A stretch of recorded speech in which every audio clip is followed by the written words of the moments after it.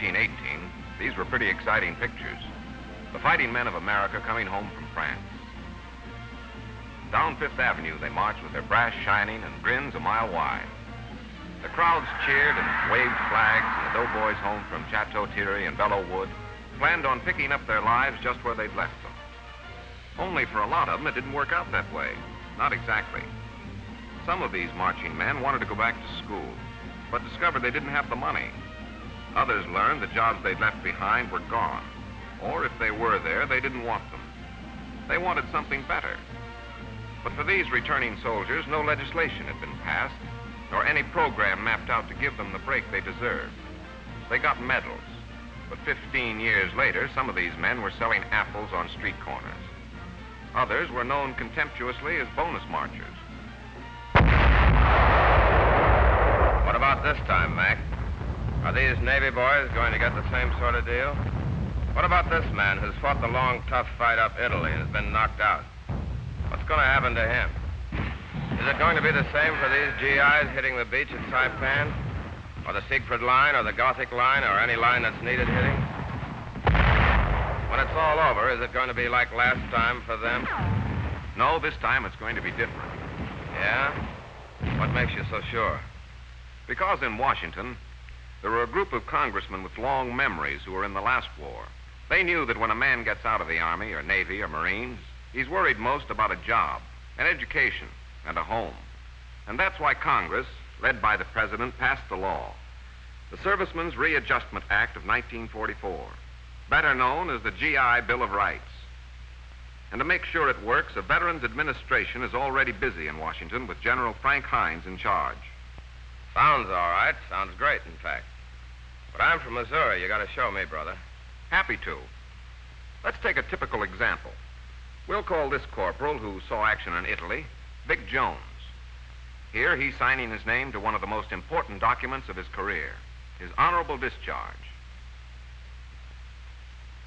After that, he bucks his last GI line to get his mustering out pay. Everybody get the same pay? No. The amount depends on the length of a man's service. $100 for the man who's only worn a uniform 2 months. $200 for the GIs who served here in the States more than 60 days. And $300 for the soldier who's been overseas, like Jones. He gets $100 now, another $100 in a month, and the last $100 in 2 months. Pretty nice, huh? After all, $100 is a lot of bucks. I'm not complaining, so far.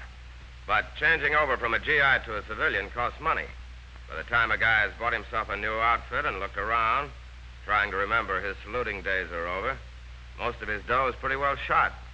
What happens then? That's where the GI Bill of Rights comes in. Jones, by law, like every discharged soldier, must report back to his draft board. There, if he wants his old job back, he finds out if he's eligible and how to go about it. But suppose his ex-boss doesn't want to give him back his old job. If necessary, the local draft board will get the United States Attorney to go to bat for the corporal at no cost. And his ex-boss will have to rehire him for at least a year. If not at his old job, then one with equivalent seniority, status, and pay. Not bad, not bad. But what about the guy who was unemployed before he entered the Army? And what about a guy like Jones here who wants a better job than when he went in? The United States Employment Service has 1,500 offices throughout the country with a special Veterans Employment Representative to assist ex-soldiers in finding the right job. But what if the right job doesn't turn up so fast and he's unemployed for a while? Then, like Tabor here, who's eligible, he receives unemployment insurance, $20 a week up to a maximum of 1 year, depending on his length of service. Or take the case of a man like Albert Falk, who goes into his own business after he's discharged. If things are a little slow in getting started, and he's earning less than $100 a month, then through the GI Bill of Rights, he receives a check each month, making up the difference. You said something about an education. What about a man like Sergeant Brown here who's just been let out? Before the Army got him, he was going to school. Now he'd like to go back. Veterans Administration offices have been set up in every state. And it's here the ex-soldier goes if he wants to continue his education under the GI Bill of Rights. All he has to do when interviewed is prove that he was not over 25 when he entered the service, or show that his education was interrupted. You mean he can get any kind of education he wants? Now you're getting the idea.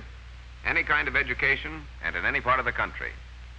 High school, trade school, college, university. The ex-sergeant, after consulting the Veterans Administration, decides he wants to go to New York University. And here he calls on the registrar, who also serves as a veterans advisor. Brown tells the registrar what he'd like to do, and the courses he'd like to study. Then... Don't tell me I know. The GI Bill of Rights looks after the money end, too. That's right. Tuition is taken care of, funds are provided for laboratory fees, books, supplies, and equipment are included. Through the GI Bill of Rights, the government pays Sergeant Brown's school up to $500 a year, while Brown gets $50 a month for subsistence. If he were married, he gets $75. For how long? Depending on the length of service. A veteran can go to school from 1 to 4 years. And if the ex-soldier has already completed college and wants to take a postgraduate course, such as law, there's nothing to stop him. Oh, yes, one more point. Every soldier or sailor should remember that refresher and retraining courses are open to everyone, regardless of age. If a man wants to, he can brush up on his training or plan to take new courses. Nice house, isn't it? Sure, it's nice. And if I'm lucky, after I get out, in 5 or 10 years, I'll have one pretty much like it. Well, George Tobin, just driving in, didn't have to wait any 5 or 10 years. As soon as he got out of the Navy, he applied to the Director of Finance, Veterans Administration in Washington.